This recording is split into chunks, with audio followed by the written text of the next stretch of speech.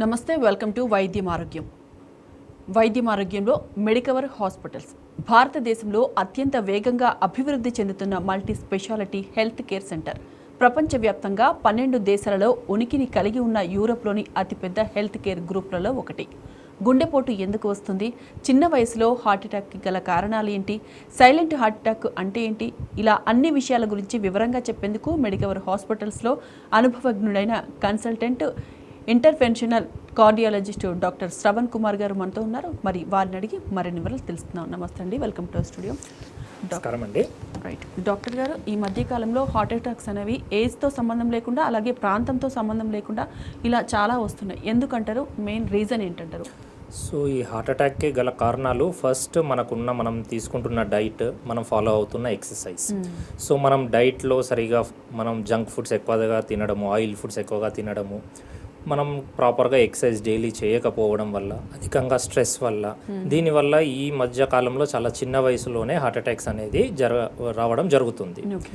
So ఇది ప్రాంతంతో ఏముండదండి, మనము రెగ్యులర్గా ఎక్సర్సైజ్ చేసి డైట్ ఉన్నా కానీ స్ట్రెస్ లెవెల్స్ కూడా కంట్రోల్ చేసుకోవాలండి. స్ట్రెస్ ఒకవేళ ఈ మధ్య చాలా చిన్న వయసులో ఆల్మోస్ట్ 20 years వాళ్ళకు కూడా హార్ట్ అటాక్స్ రావడం చూస్తున్నాం మేము. వారికి కూడా యాంజియోగ్రామ్స్, స్టెంట్స్ ఇవన్నీ చేయడం జరుగుతుంది. సో అధికంగా ఈ చిన్న వయసులో రావడానికి వారికి స్ట్రెస్తో పాటు, వారి డైట్, ఎక్సర్సైజ్తో పాటు, వారి జెనెటిక్ పరంగా కూడా, వాళ్ళ ఫ్యామిలీ హిస్టరీ పరంగా కూడా వచ్చే అవకాశాలు ఉంటాయి.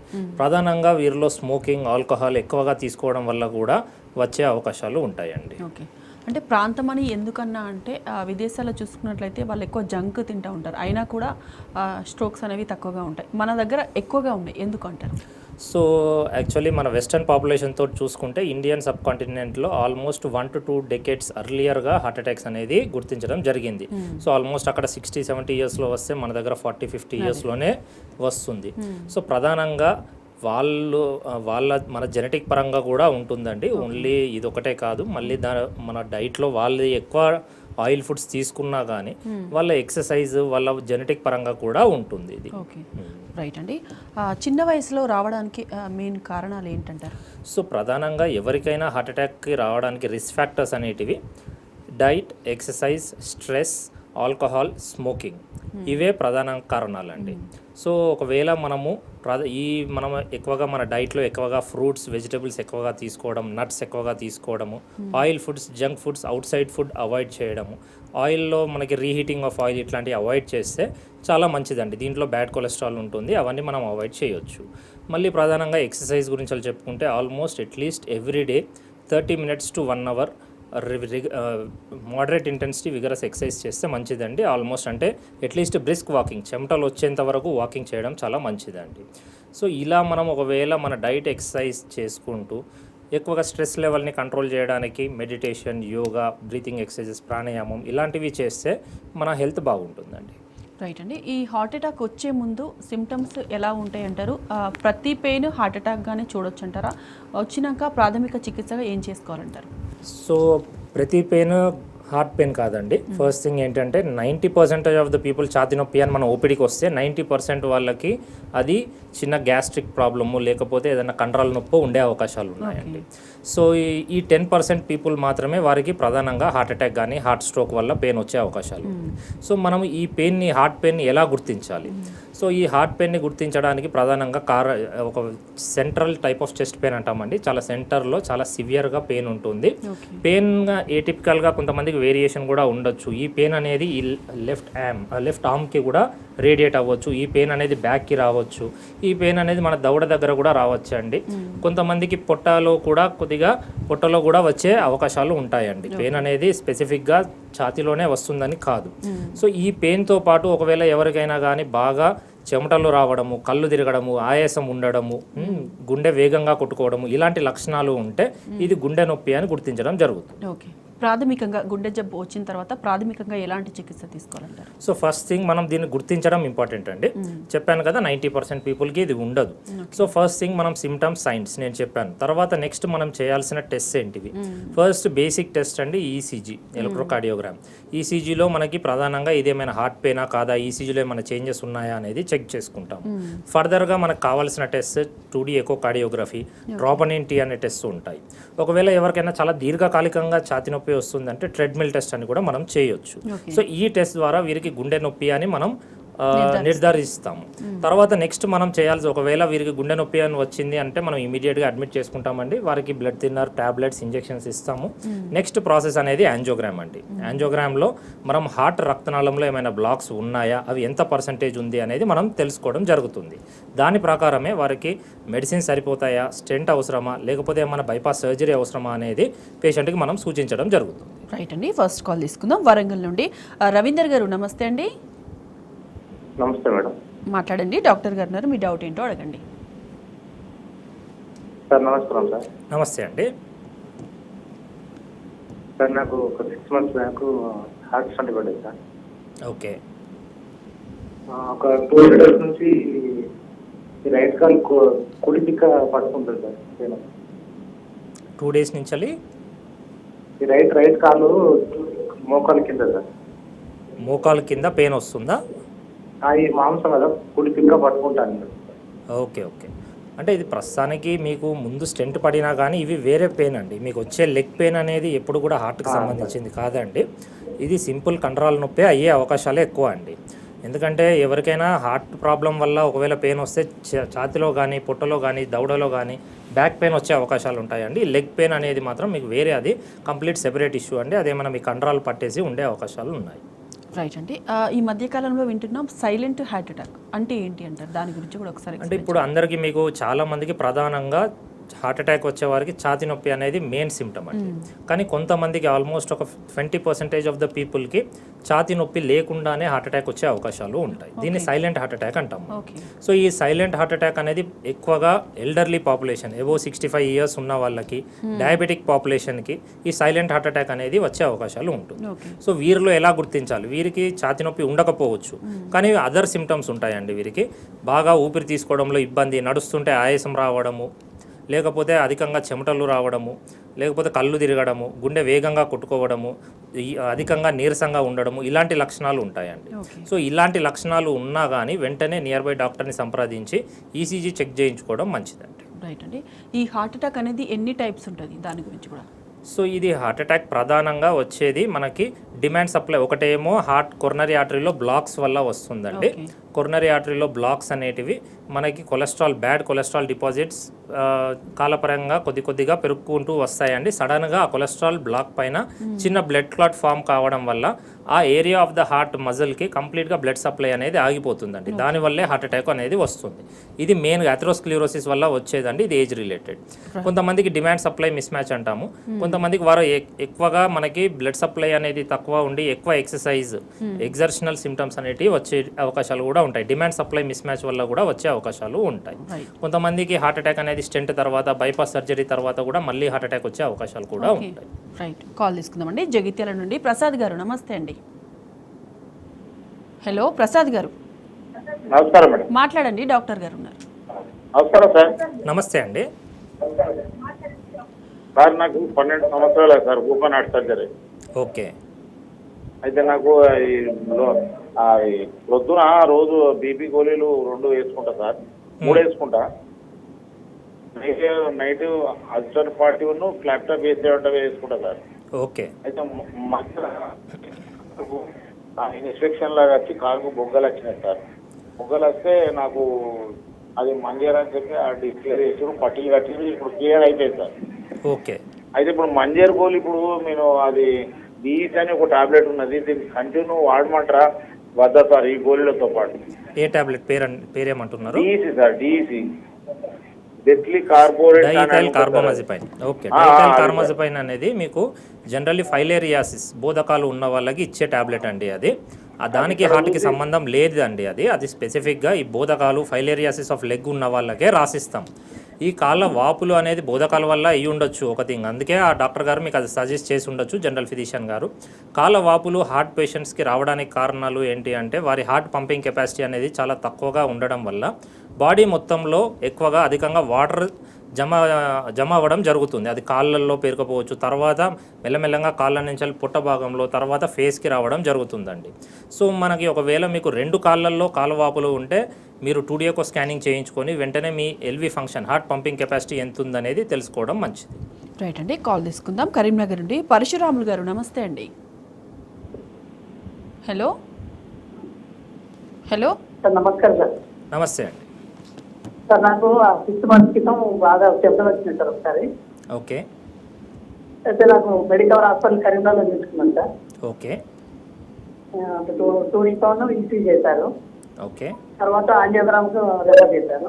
ఓకే ఆంజియోగ్రామ్ చేశారు. మ్మ్. చిన్న చిన్న బ్లాక్స్ ఉన్నాయి, కొన్ని మెడిసిన్ వాడికి తగ్గిపోతుందని చెప్పింది సార్. మ్మ్. నాకు అప్పుడప్పుడు ఛాతీలో ఇంకా అప్పుడప్పుడు మెడిసిన్ అనిపిస్తుంది. అంతకుముందు లేదు కానీ ఇప్పుడు అనిపిస్తుంది. అంటే మీకు ఆల్రెడీ 5 months బ్యాకే మీరు యాంజియోగ్రామ్ చేయించుకున్నాను అంటున్నారు, అందులో కూడా మైల్డ్ బ్లాక్స్ ఉన్నాయనే అంటున్నారు. ఒకవేళ చాలా మైల్డ్ బ్లాక్స్ ఉన్నాయి, మీకు పెయిన్ అంతా సివియర్గా లేకపోతే మీరు blood thinner tablets cholesterol tablet వాడుకుంటూ మెడిసిన్స్ వాడితే సరిపోతుందండి. ఎందుకంటే రీసెంట్గానే యాంజియోగ్రామ్ చేయించుకున్నారు, మళ్ళీ హార్ట్ అటాక్ వచ్చే ఛాన్సెస్ తక్కువ. కానీ ఎప్పుడైనా మీకు బాగా సివియర్గా పెయిన్ వస్తుంది, చెమటలు వస్తున్నాయి, అధికంగా ఏమన్నా ప్రాబ్లం అనిపిస్తుంది అంటే ఆ టైంలో ఇమీడియట్గా ఈసీజీ చెక్ చేసుకొని డాక్టర్ గారికి చూపించుకోవడం మంచిదండి. నెక్స్ట్ కాల్ తీసుకుందాం సార్. హైదరాబాద్ నుండి శ్రీకాంత్ రెడ్డి గారు, నమస్తే అండి. మేడం నమస్తే మేడం. మాట్లాడండి, డాక్టర్ గారు ఉన్నారు, మీ డౌట్ ఏంటో అడగండి. డాక్టర్ గారు నమస్తే అండి. నమస్తే అండి. సార్ ఏం లేదు సార్, ఇప్పుడు అంటే నేను హైదరాబాద్ ఇక్కడ లోకలే. ఏం లేదు, ఇప్పుడు మా ఫ్యామిలీలో హార్ట్ ప్రాబ్లం ఉంది సార్. మా ఫాదర్కి ఉంది, మా మదర్కి ఉంది. హలో ఓకే ఓకే చెప్పండి, వినిపిస్తుంది. మా ఫాదర్కి ఉంది. మా ఫాదర్ రీసెంట్గా ఎక్స్పైర్ అయ్యారు మేడం, హార్ట్ వల్లనే సార్. ఓకే హార్ట్ అటాక్ వల్ల చనిపోయారు. సో ఇప్పుడు మాకు వంశధారంగా ఇది వస్తుందా సార్ మామూలుగా ఈ హార్ట్ అటాక్ అనేది? అంటే ఏ ఏజ్లో చనిపోయారండి హార్ట్ అటాక్ ద్వారా? హార్ట్ వల్ల 68 years సార్, 68 చనిపోయారు. జనరల్లీ వంశపారపర్యంగా వచ్చే హార్ట్ అటాక్స్ అనేటివి చాలా ఫ్యామిలీలో కూడా చాలా చిన్న ఏజ్లో హార్ట్ అటాక్ ద్వారా చనిపోవడం జరుగుతుందండి. జనరల్లీ లెస్ దాన్ 55 years కింద ఉన్న వాళ్ళు హార్ట్ అటాక్ తోటి సడన్గా అరెస్ట్ అయ్యి చనిపోయారు అంటే అది వంశపారపర్యంగా వచ్చే అవకాశాలు ఉంటాయండి. సో మీ పేరెంట్స్ మీరు చెప్తున్న దాని ప్రకారం వారు అబోవ్ 65 ఉన్నారు అంటే వారికి ఏజ్ రిలేటెడ్ హార్ట్ బ్లాక్స్ వల్లే హార్ట్ అటాక్ వచ్చే అవకాశాలు ఎక్కువ అండి. అది ఫ్యామిలీ హిస్టరీ వల్ల అయ్యి ఉండదు. అయినా కానీ మీ ఇద్దరు పేరెంట్స్ ఇలా హార్ట్ అటాక్ తోటి చనిపోయారు కాబట్టి మీ ఫ్యామిలీ అందరూ కూడా ఒకసారి హార్ట్ చెకప్ చేయించుకోవడం మంచిదండి. ప్రధానంగా మీరు చేయించుకోవాల్సిన test ECG, 2D echo, treadmill test అండి. ఏమైనా హార్ట్ డిసీజ్ ఉందా లేదా అనేది ఈ టెస్ట్ చేయించుకుంటే మనకి తెలుస్తుందండి.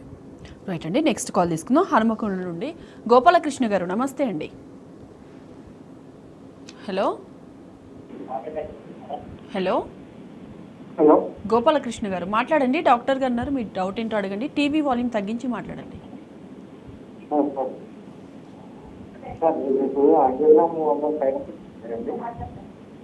హలో కొద్ది గోపాలకృష్ణ గారు టీవీ వాల్యూమ్ తగ్గించి మాట్లాడండి, లేదంటే కాల్ కట్ అవుతుంది. టీవీ వాల్యూమ్ లేదండి. చెప్పండి చెప్పండి.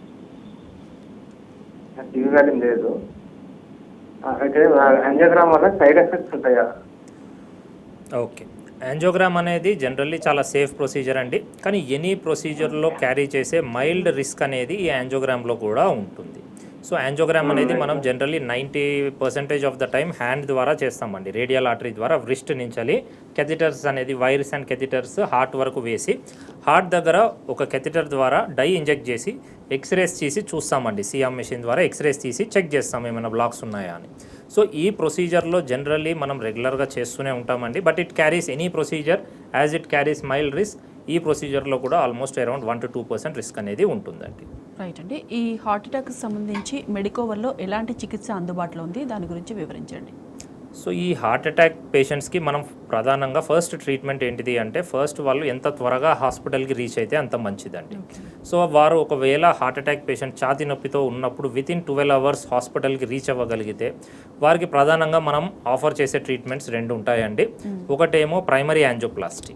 సో ఇమీడియట్గా వారిని క్యాథ్లాబ్ టేబుల్ మీదకి తీసుకొని ఇమీడియట్గా యాంజియోగ్రామ్ చేసి బ్లాక్ ఉన్నదాన్ని స్టెంట్ వేసి ఓపెన్ చేస్తామండి. దీన్ని ప్రైమరీ యాంజియోప్లాస్టీ అంటాము. వితిన్ 12 hours ఆఫ్ చెస్ట్ పెయిన్లో వస్తే మనం ఈ ప్రొసీజర్ చేస్తామండి. This is the gold standard and the best procedure which can be done అన్నట్టు పేషెంట్కి. సో ఒకవేళ వారికి ఈ క్యాత్ ల్యాబ్ ఫెసిలిటీ అన్ని ప్లేసెస్లో ఉండదండి. అది వారు ఏమన్నా పెరిఫరల్ హాస్పిటల్ ఎక్కడైనా చిన్న హాస్పిటల్కి వెళ్ళారు ఛాతీ నొప్పితోటి, సో వారు ఏం చేస్తారు అంటే వారికి క్యాత్ ల్యాబ్ కానీ కార్డియాలజిస్ట్ కానీ అక్కడ అవైలబుల్ ఉండరు. సో ఆ జనరల్ ఫిజిషియన్ గారు ఏంటి అంటే థ్రాంబోలైటిక్ థెరపీ అంటాము. సో బ్లడ్ థిన్నర్ ఇంజెక్షన్స్ ఉంటాయండి, స్ట్రెప్టోకైనేజ్, టెనక్టెప్లేజ్, రెటెప్లేజ్, యూరోకైనేజ్ అని. సో ఇలాంటి ఇంజెక్షన్స్ ద్వారా హార్ట్లో ఉన్న బ్లడ్ క్లాట్ని కరిగించడానికి ఆ ఇంజెక్షన్ ఇవ్వడం జరుగుతుందండి. సో ఈ యాంజియోప్లాస్టీలో కూడా చాలా రీసెంట్ అడ్వాన్సెస్ వచ్చాయండి. యాంజియోప్లాస్టీ చేసేటప్పుడు కూడా new technologies like intravascular ultrasound, OCT, లేకపోతే మన కాల్షియం ఉన్నా కానీ కాల్షియం బ్రేక్ చేయడానికి technologies like orbital or rotational atherectomy కానీ, ఐవీఎల్ కానీ, ఇలాంటి న్యూ టెక్నాలజీస్ చాలా ఉన్నాయండి. స్టెంట్ వేయడానికి ఇవి మనకి చాలా యూస్ఫుల్ ఉంటాయండి. రైట్ అండి. జనరల్గా గుండె దడ ఎక్కువగా అంటే ఎక్కువ సార్లు గుండె కొట్టుకున్నట్లయితే అది హార్ట్ అటాక్ కిందకి దారితీస్తుందంటారా? అసలు ఎందుకు అంత కొట్టుకోవడానికి కారణం ఏంటంటారు? గుండె దడ అనేది వన్ ఆఫ్ ద సిమ్టమ్ అండి హార్ట్ అటాక్కి. కానీ ప్రతి వారికి గుండె దడ ఉన్న ప్రతి ఒక్కరికి హార్ట్ అటాక్ రాదండి. సో గుండె దడ ఉన్న వారికి మనం బేసిక్గా ఫస్ట్ ఈసీజీ చెక్ చేసి చూస్తాం. గుండె దడకి ఫస్ట్ థింగ్ ఏంటంటే చాలా మందికి వారికి ఉన్న యాంగ్జైటీ, స్ట్రెస్ వల్ల హార్ట్ బీట్ అనేది రేజ్ అవుతుందండి. సో ఫస్ట్ ఇది ఏమైనా యాంగ్షియస్ పేషెంటా, మన దగ్గరకు వచ్చిన వాళ్ళు చాలా భయపడుతున్నారా, లేకపోతే ఏదైనా వినకూడని వార్త విన్నారా, లేకపోతే సడన్గా ఏదైనా అన్ఎక్స్పెక్టెడ్ న్యూస్ ఏమైనా విన్నారా అనేది మనం చూస్తాం. పేషెంట్ చాలా యాంగ్షియస్ ఉంటే తన యాంగ్జైటీ రిలీవ్ చేయడానికి యాంగ్జోలైటిక్స్ కానీ ఏమైనా ఇస్తాం. First heart disease rule out చేయడానికి ఇమీడియట్గా ఈసీజీ చెక్ చేసి చూస్తాం. ఈసీజీలో కూడా ఈ పాల్పిటేషన్స్కి కారణాలు చాలా ఉంటాయండి. ఒకటేమో హార్ట్ అటాక్, ఏమైనా హార్ట్ అటాక్ ఉందా అనేది ఈసీజీలో తెలుస్తుంది. లేకపోతే అరిథీమియాస్ అంటామండి. అరిథీమియాస్లో మనకి చాలా రకాలు ఉంటాయండి, సూప్రావెంట్యులర్ అండ్ వెంట్యులర్ అరిథీమియాస్. దానికి తగ్గట్టు మనం ఈసీజీ ప్రకారం దానికి ట్రీట్మెంట్ ఇస్తామండి. రైట్ అండి. కాల్ తీసుకుందాం. వరంగల్ నుండి సత్యనారాయణ గారు, నమస్తే అండి. మాట్లాడండి, డాక్టర్ గారు ఉన్నారు. సార్ నమస్తే సార్. నమస్తే అండి. సార్ నేను బిఎస్ఎన్ఎల్లో చేసి రిటైర్డ్ అయ్యానండి. ఓకే సార్ నాకు కొంచెం అప్పుడు అంటే మేము ఎక్కువ హార్డ్ వర్క్ ఉండేది మాకు, అందుకంటే కొంచెం ఛాతీ సైడ్ లెఫ్ట్ సైడ్ వచ్చేది సార్ మాకు. చూపించుకున్నాను డాక్టర్ దగ్గర, వరంగల్లో కానీ హైదరాబాద్ కానీ చూపించుకున్నాను. కానీ అప్పుడప్పుడు వస్తుంది సార్ మళ్ళీ అది.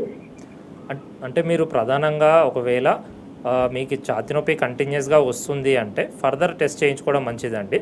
బేసిక్గా చేసే టెస్ట్ ఈసీజీ, 2D ఎకో, దాంతోపాటు ట్రెడ్మిల్ టెస్ట్ కానీ, లేకపోతే మనకి ఏమన్నా చిన్న ఏజ్ ఉన్న వాళ్ళకి సిటీ కొరోనరీ యాంజియోగ్రామ్ కానీ, ఇలాంటివి విత్ నాన్ ఇన్వేజివ్ టెస్ట్ అండి ఇవన్నీ. సో ఈ టెస్ట్ చేసి చూస్తాము. ఇన్ కేస్ ఈ టెస్ట్లలో ఏదైనా అబ్నార్మాలిటీ వస్తేనే మనం next level test invasive procedure యాంజియోగ్రామ్కి వెళ్తామండి.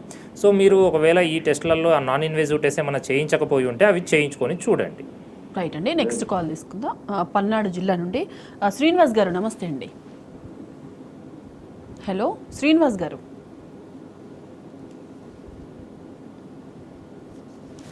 హలో శ్రీనివాస్ గారు, మాట్లాడండి, డాక్టర్ గారు ఉన్నారు. మీ డౌట్ ఏంటో అడగండి. నమస్కారం డాక్టర్. నమస్కారం అండి. నేను ఒక నెల క్రితం నాకు యాంజియోగ్రామ్ చేసి చేశారు సార్. యాంజియోగ్రామ్ చేసి స్టెంట్ వేశారా? 98% ఉంది పంపింగ్. కంపల్సరీగా స్టంట్ వేయించుకోవాలంటే నేను వేయించుకున్నాను సార్. ఆ బిళ్ళల వల్ల చాలా మగతగా ఉంటుంది, చాలా సైడ్ ఎఫెక్ట్స్ వస్తున్నాయి సార్. నేను వాటిని కంటిన్యూ చేయాలా, లేకపోతే ఇంకా ఏమైనా ఆపచ్చా, లేకపోతే ఏం చేయాలో అర్థం కావాలి సార్.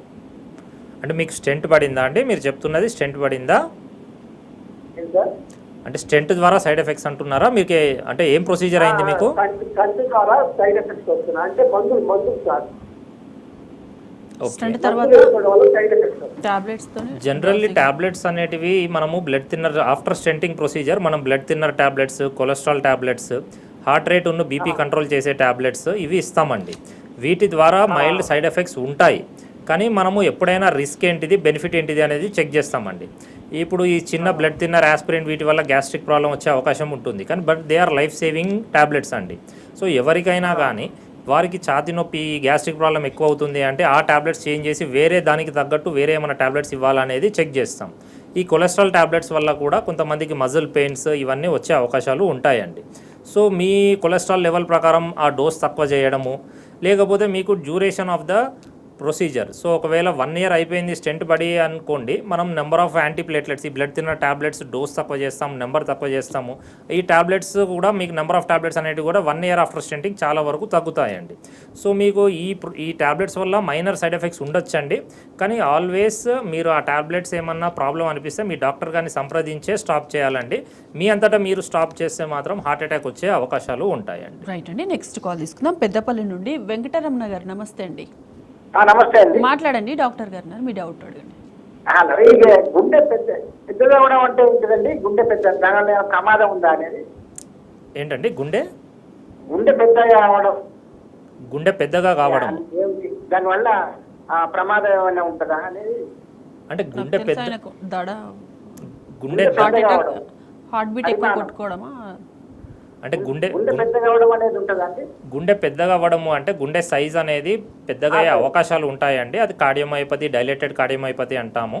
కొంతమందికి నార్మల్ సైజ్ కంటే ఎక్కువ సైజు క్రమంగా కొద్దిగా హార్ట్ డైలేట్ అవ్వడం వల్ల హార్ట్ పంపింగ్ కెపాసిటీ అనేది తగ్గే అవకాశాలు ఉంటాయి.